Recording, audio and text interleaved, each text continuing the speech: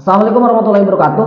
Teman-teman yang saya hormati, hari ini saya sedikit agak melihat perkembangan yang cukup relatif agak sedikit bergeser, di mana logika yang dibangun ketika pada waktu awal 2022 kemarin, para kader partai politik mendeklarasikan ketua umumnya masing-masing sebagai calon presiden.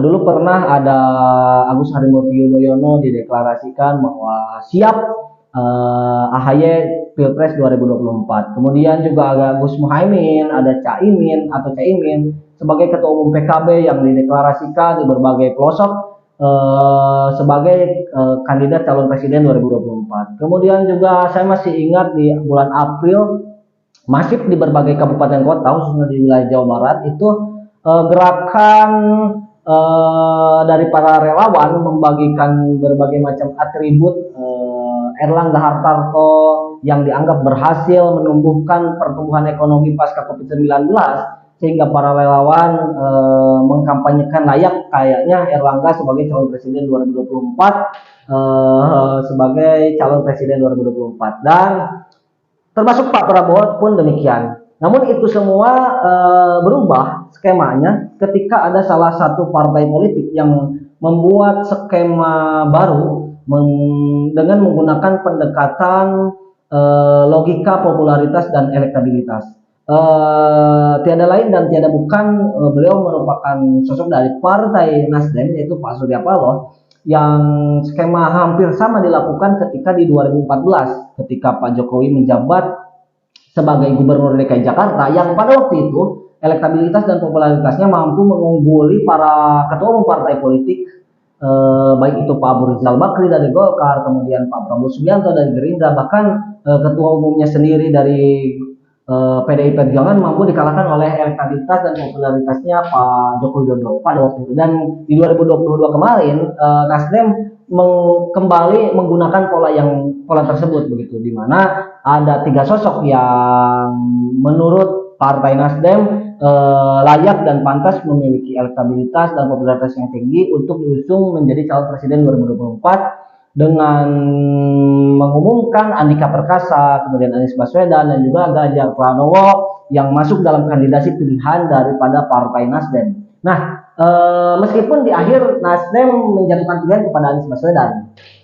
Nah, yang jadi catatan adalah pola yang awalnya Caimin sebagai ketua umum PKB, Erlangga sebagai ketua umum Golkar, kemudian AHY sebagai ketua umum Demokrat, sama-sama ingin menjadi calon presiden 2024 itu mulai luntur dan sedikit agak bergeser di mana ketika perhatiannya semua jatuh pilihan kepada logika, popularitas dan elektabilitas.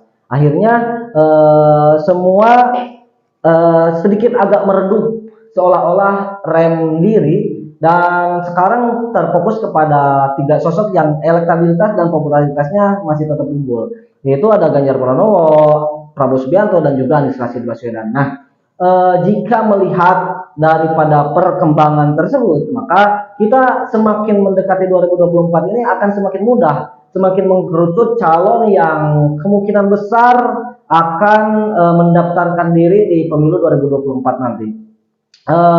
Kalau setelah misal kita mengamini tiga sosok yang berpeluang yaitu Ganjar Pranowo, Prabowo dan juga Anies Baswedan, maka menurut saya jika Pak Prabowo secara popularitas dan elektabilitasnya sampai nanti tidak mampu mengungguli Pak Ganjar Pranowo, menurut saya satu-satunya jalan, salah satu jalan untuk memenangkan di pemilu 2024 adalah dengan bergabungnya Ganjar Pranowo dan juga Pak Prabowo Subianto. Nah, namun yang menariknya adalah yang menjadi perdebatan hari ini adalah apakah Pak Prabowo Subianto yang secara senioritas lebih unggul daripada Pak Ganjar Pranowo cocok jadi calon presiden, kemudian Ganjar jadi wakil, atau kalau melihat secara kekuatan, elektabilitas dan popularitas unggul di Ganjar, kemudian partai politik unggul di Ganjar, ridokah Pak Prabowo Subianto menjadi wakilnya Ganjar Pranowo? Nah, ini menurut saya jika semua melihat daripada pendekatan popularitas, maka Pak Prabowo Subianto harusnya menurunkan tensi dan bersedia menjadi wakilnya Pak Ganjar Pranowo di pemilu 2024. Namun jika lihat daripada kode dari yang diberikan oleh BIN kemarin, BIN mengatakan bahwa aura Jokowi sudah ada di Pak Prabowo Subianto, karena BIN itu tidak sembarang mengeluarkan pendapat. Mereka yakin meskipun sedikit agak bercanda, kemudian agak dikatakan itu adalah gimmick, saya yakin itu menjadi perhitungan yang setiap partai politik termasuk dari kubu Anies pun juga akan memperhitungkan gimmick tersebut atau candaan tersebut, karena yang berbicara adalah BIN gitu. Dan saya kira rasional ketika Pak Prabowo bergabung dengan Pak Ganjar Pranowo untuk mendapatkan sebuah kemenangan, di mana suara Pak Prabowo Subianto di pemilu 2019 kemarin bisa dikomparasikan dengan suaranya pemilu Pak Jokowi yang hari ini secara dominan berada di suaranya Pak Ganjar Pranowo, dan itu masuk akal dan juga logis. Hanya saja bersediakah PDI Perjuangan akan sedikit berkurang suara partai politiknya, karena biasanya partai yang menjadi calon presiden itu suaranya ada sedikit unggul begitu, dan saya kira PDI Perjuangan tidak mungkin menginginkan hal itu terjadi. Jadi sekarang perdebatan panjang dan juga sedikit agak melelahkan adalah memasangkan Prabowo dengan Ganjar itu antara posisi C1 dan C2.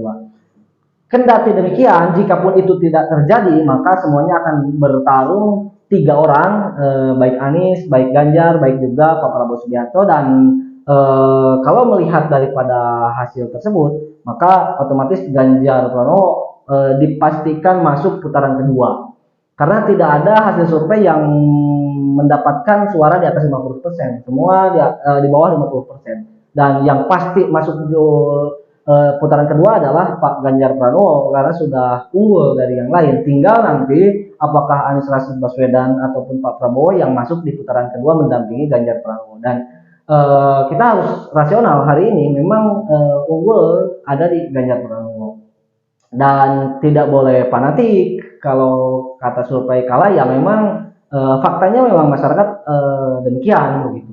Mungkin itu teman-teman yang bisa saya sampaikan bagi Pak Prabowo dan juga Pak Ganjar, yang relatif hari ini memang cenderung sedikit agak naik, dan Anies Rashid Baswedan kadang di 13, kadang di 16, sedangkan Pak Prabowo dan Pak Ganjar Pranowo itu memang anginnya lagi kepada beliau berdua gitu. Mungkin terima kasih atas segala perhatian, mohon maaf atas segala kekurangan. Hasbunallah wa ni'mal wakil. Assalamualaikum warahmatullahi wabarakatuh.